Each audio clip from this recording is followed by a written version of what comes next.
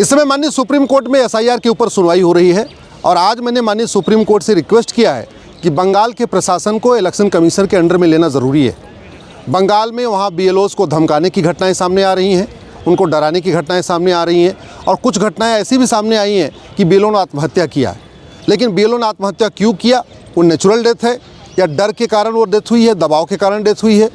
चूँकि कोई पोस्टमार्टम नहीं हुआ, कोई प्रॉपर केस रजिस्टर नहीं हुआ है, इसलिए ये भी कहना बड़ा मुश्किल है कि वो बीएलओ ने आत्महत्या क्यों किया है।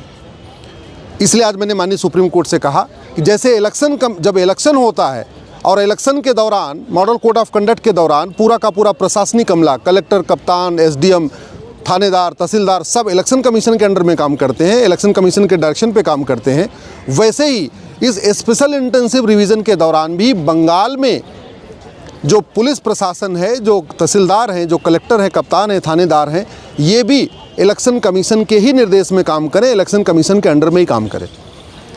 फ्री एंड फेयर इलेक्शन तभी हो सकता है जब आपकी वोटर लिस्ट अच्छी हो, वोटर लिस्ट एकदम सही हो, वोटर लिस्ट में किसी गड़बड़ आदमी का नाम ना हो। और ये वोटर लिस्ट सही करने के लिए ही एसआईआर हो रहा है पूरे देश में। मेरी पीआईएल पे माननीय सुप्रीम कोर्ट ने सभी राज्य सरकारों को नोटिस जारी किया है। कोई भी राज्य सरकार विरोध नहीं कर रही है, लेकिन कुछ राज्य कर रहे हैं। बंगाल भी उसमें एसआईआर का विरोध कर रही है। बंगाल के मुख्यमंत्री, बंगाल के कई मंत्रियों के ऐसे बयान भी आए हैं जहां उन्होंने ये भी कहा है कि जो बीएलओ आए उसको, झारखंड से घटना आई है जहां बीएलओ को धमकाने की भी बात आई है। तो ऐसी परिस्थितियों में सही से एसआईआर तभी हो पाएगा, ठीक से वोटर लिस्ट तभी बन पाएगी जब पूरा का पूरा प्रशासन इलेक्शन कमीशन के अंडर में काम करे। जब भी मॉडल कोड ऑफ कंडक्ट लगता है और उसके बाद जब तक इलेक्शन नहीं होता, वो 1 महीने तक पूरा का पूरा प्रशासन, चाहे वो चीफ सेक्रेटरी हो, चाहे होम सेक्रेटरी हो, चाहे कलेक्टर हो या कप्तान हो, सब इलेक्शन कमीशन के दायरे में काम करते हैं। चूँकि इस समय एसआईआर की प्रक्रिया चल रही है और ये भी उतनी इम्पॉर्टेंट है जितना कि फ्री एंड फेयर इलेक्शन है, क्योंकि सही वोटर लिस्ट के बिना, प्योर वोटर लिस्ट के बिना फ्री एंड फेयर इलेक्शन हो ही नहीं सकता। अगर हमारे वोटर लिस्ट में किसी रोहिंग्या का नाम है या घुसपैठियों का नाम है, या वोटर लिस्ट में किसी ऐसे व्यक्ति का नाम है जो मर चुका है, या वोटर लिस्ट में किसी ऐसे व्यक्ति का नाम है जो उस क्षेत्र में रहता ही नहीं है, या वोटर लिस्ट में किसी ऐसे व्यक्ति का नाम है जो 18 साल का है नहीं, कम उम्र का है, तो फिर वो फ्री एंड फेयर इलेक्शन नहीं हो सकता। इसलिए जितना इम्पॉर्टेंट है इलेक्शन कराना, उतना इम्पॉर्टेंट है अच्छी ठीक से वोटर लिस्ट को बनाना। और ठीक वोटर लिस्ट तभी बनेगी जब स्पेशल इंटेंसिव रिवीजन ठीक से होगा, एसआईआर ठीक से होगा। और ये एसआईआर का विरोध किया जा रहा है पॉलिटिकल पार्टियों के द्वारा। यहाँ माननीय सुप्रीम कोर्ट में एसआईआर के विरोध में बहुत सारे सांसद भी आए हैं। टीएमसी की सांसद महुआ मित्रा आई हैं, कांग्रेस के सांसद केसी वेणुगोपाल आए हैं, आरजेडी के सांसद मनोज झा आए हुए हैं, ऐसे तमिलनाडु से भी सांसद विधायक आए हुए हैं, बिहार से भी सांसद विधायक आए हुए हैं।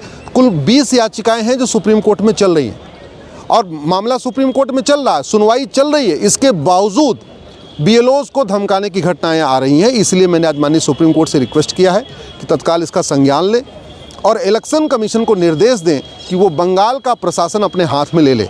इलेक्शन कमीशन के पास ये पावर होती है कि वो प्रशासन को इलेक्शन के दौरान इलेक्शन कराने के लिए तो पूरा प्रशासन आता ही है इलेक्शन कमीशन के पास, लेकिन अब चूंकि एसआईआर हो रहा है और ये भी उतना ही इम्पॉर्टेंट है जितना कि इलेक्शन इम्पॉर्टेंट है, इसलिए अब पूरा का पूरा प्रशासन इलेक्शन कमीशन के अंडर में आ जाए, जिससे कि ठीक से वहाँ एसआईआर हो सके।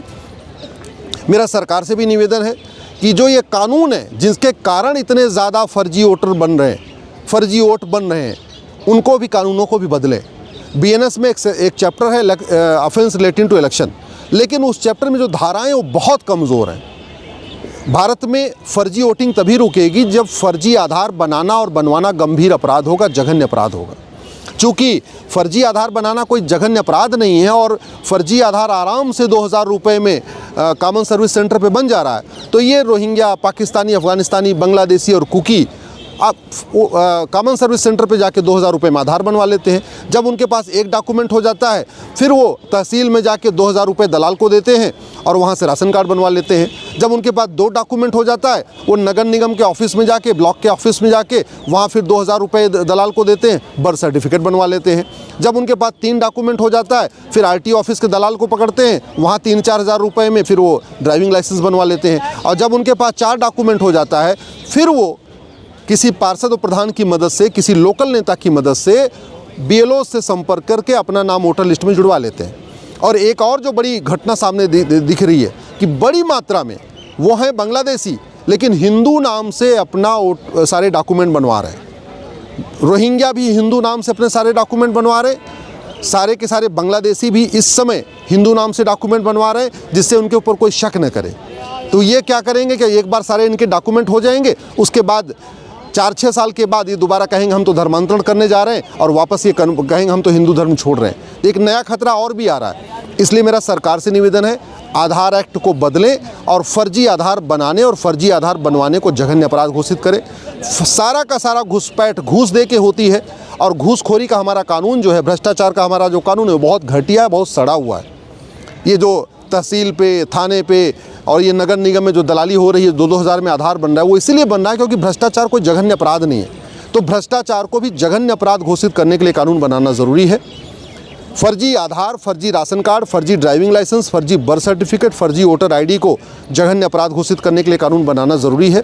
तब जाके ये फर्जीवाड़ा रुकेगा, तब जाके जालसाजी रुकेगी, तब जाके जो बाहर से आ रहे हैं भारत में और 4-4, 5-5 डॉक्यूमेंट बनवाते जा रहे हैं, तब जाके वो सफल हो रुकेगा, और तब जाके SIR सफल होगा। एक और भी जो घटना देखने में सामने आ रही है कि जहाँ पे SIR होता है, ये घुसपैठिए वो राज्य छोड़ के दूसरे राज्य में चले जाते हैं। जब बिहार में SIR हो रहा था तो ये घुसपैठिए बिहार से चले गए बंगाल।